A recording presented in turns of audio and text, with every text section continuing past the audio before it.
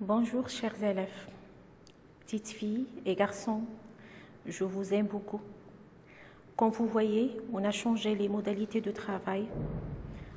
On est obligé, mais on espère que cela ne dure pas longtemps, très longtemps, et qu'on se retrouve, Inch'Allah, prochainement dans les salles de classe. Alors, puisque c'est une période de révision et de soutien, je vous propose aujourd'hui une petite révision de la leçon qu'on a déjà faite en classe. Cette leçon-là, c'est la phrase emphatique ou bien les procédés emphatiques. Alors, les procédés ou bien le procédé emphatique, c'est quoi? Qu'est-ce que c'est? Alors, le procédé emphatique, c'est un procédé d'insistance qui met en valeur un élément de la phrase. Ça veut dire on insiste, on parle tout en insistant, bien on écrit tout en insistant sur un élément de la phrase. Et souvent, bien sûr, ces procédés-là vont entraîner des modifications dans cette phrase-là, des changements dans la phrase.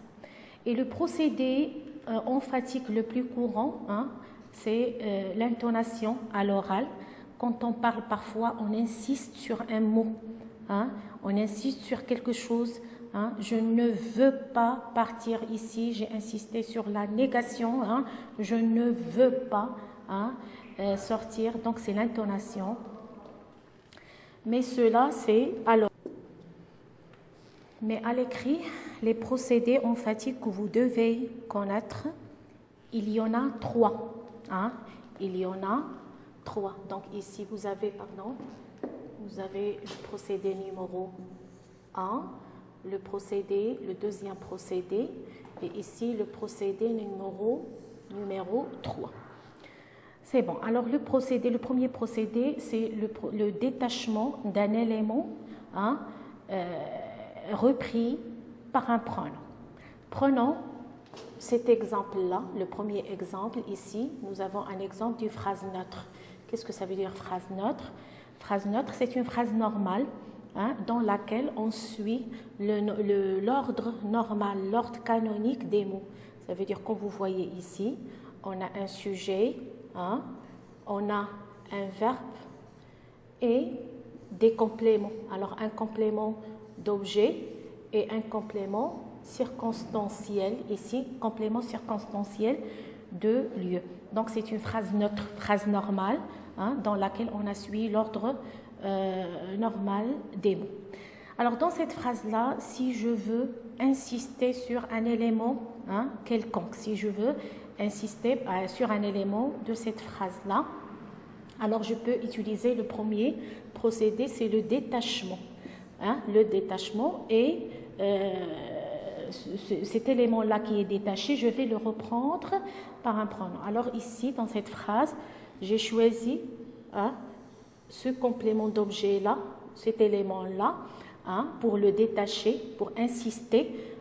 Alors, je l'ai détaché par une virgule, je le détache par une virgule, cet événement, et je l'ai repris par un pronom, le pronom on. Pourquoi le pronom on? Alors, comme on a déjà dit en classe, le pronom on remplace toujours les compléments précédés de la préposition de.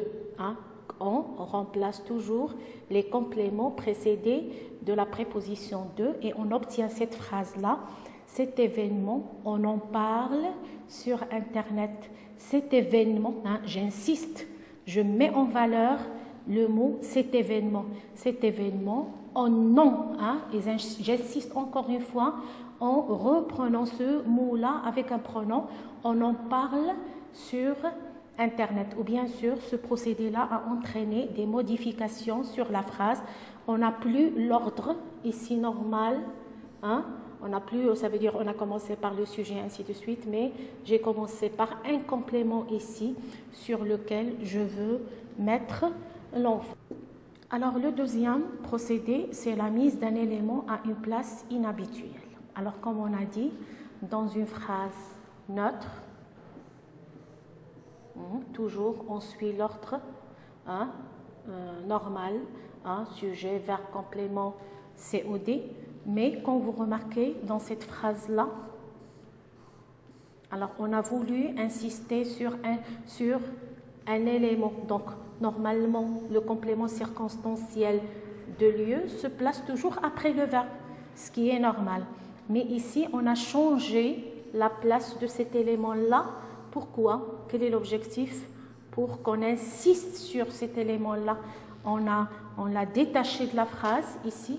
On l'a détaché, on a changé la place de cet élément complément, de ce complément circonstanciel, hein, et on l'a détaché par une virgule. Et on obtient la phrase suivante: sur Internet, hein, sur Internet, on parle de cet événement. Hein.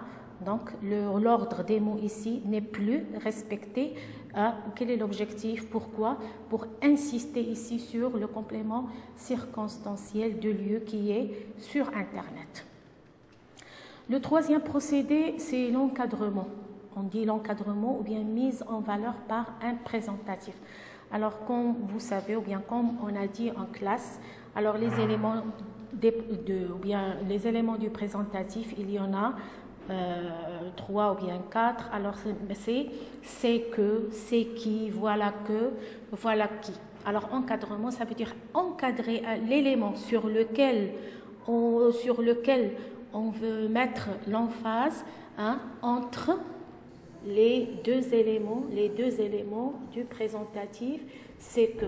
Alors j'ai voulu insister sur le mot de cet événement. Alors, on l'encadre avec c'est et que. C'est et que, ce sont les éléments du présentatif. Alors, c'est de cet événement que l'on parle sur Internet. C'est de cet événement que l'on parle sur... Alors, en résumé, je peux dire qu'il y a 3 procédés à retenir: procédé emphatique ou bien procédé de mettre en emphase un élément de la phrase. Ça veut dire insister sur un élément de la phrase, mettre en valeur un élément de la phrase. Alors le premier procédé, c'est détacher un élément, hein, et le reprendre par un pronom. Ou bien sûr, le choix de pronom, hein, se fait selon la fonction de ce mot dans la phrase. Par exemple, un complément d'objet direct, il faut le remplacer par un pronom qui remplace le complément d'objet direct. Un complément d'objet indirect aussi, il faut faire le choix, il faut faire un bon choix des pronoms. Par exemple, un complément circonstanciel de lieu, il faut voir chercher les pronoms qui remplacent les CC de lieu et ainsi de suite. Alors, deuxième procédé, c'est... mise d'un élément, hein, à une place inhabituelle. Ça veut dire mettre un élément à une place inhabituelle. Et surtout, hein, ici, on change l'ordre canonique de la phrase. Hein. Par exemple, on peut commencer la phrase par un complément circonstanciel. Par exemple, ici, l'exemple: sur Internet, on parle de cet événement dans cette forêt, hein, rugit un lion, par exemple. Et ainsi de suite. On peut commencer la phrase par un complément circonstanciel de lieu. Par exemple, parfois on peut commencer par un adjectif et ainsi de suite.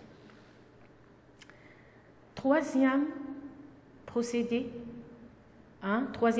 c'est mise en valeur par un présentatif. Ça veut dire encadrer, hein, l'élément qu'on veut, sur lequel on veut mettre l'emphase, hein, par les deux éléments des présentatifs: c'est que, c'est qui, voilà que.